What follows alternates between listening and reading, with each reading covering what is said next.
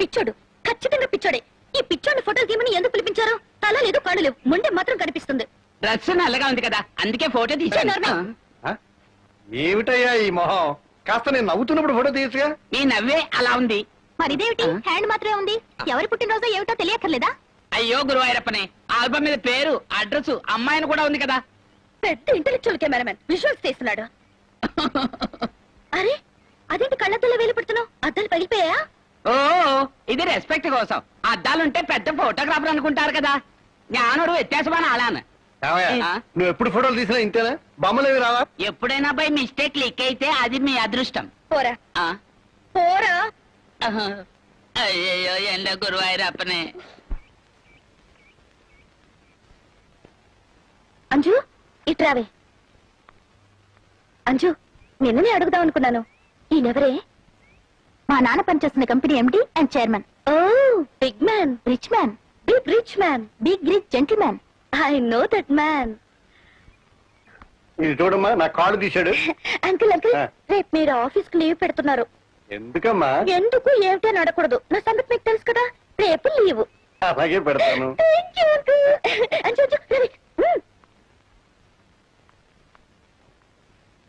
రావే. నువ్వు వెళ్ళు, నీ తర్వాత వస్తాను. ఏదో లూజు.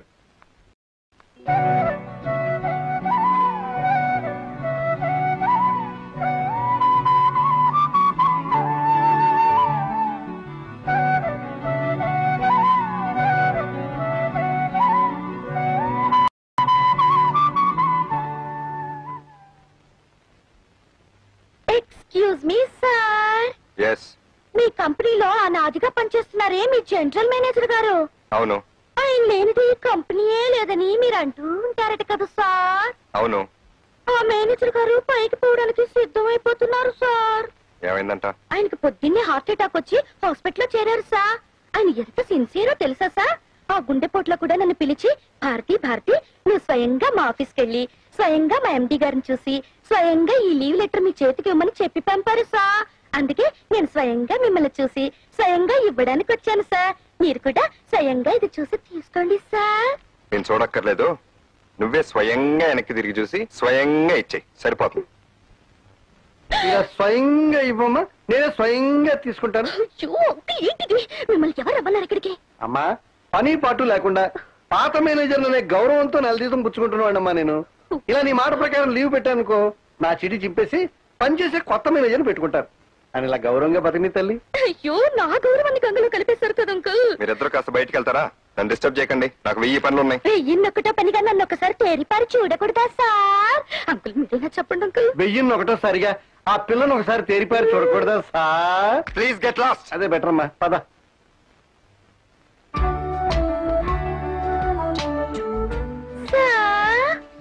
సార్, నేను రోడ్డు మీదకి వస్తే 10 మందిలో 9 మంది కళ్ళు నా మీదే ఉంటాయి. నేను బజారుకి వెళ్తే 100 మందిలో 99 మంది నన్నే చూస్తారు. నేను కాలేజీకి వెళ్తే 10,000 మందిలో 9,999 మంది నన్ను చూసి చుక్కకు చేస్తారు. చూడని ఏ ఒక్కళ్ళో నేను గుడ్డివాడనుకుంటాను. ఇంతలేసి కళ్ళున్న మీరు కూడా నన్ను ఏమాత్రం చూడలేదు. అది ఎలా సాధ్యం సార్? ఎలాగంటే నేను చూడదగిన అందంగా నువ్వు లేనప్పుడు నేను చూసేది ఎలా? అలా అన్నారు, అందుకే మీరు నాకు బాగా నచ్చారు. చూసారు చూసారు చూసారు. నాన్సెన్స్. ఏం కావాలి నీకు? మీ పేరు కావాలి సార్. ఎస్, నందగోపాల్. స్వీట్ నందు, వస్తాను నందు. నందు, ఐ లవ్ యూ నందు. Get out.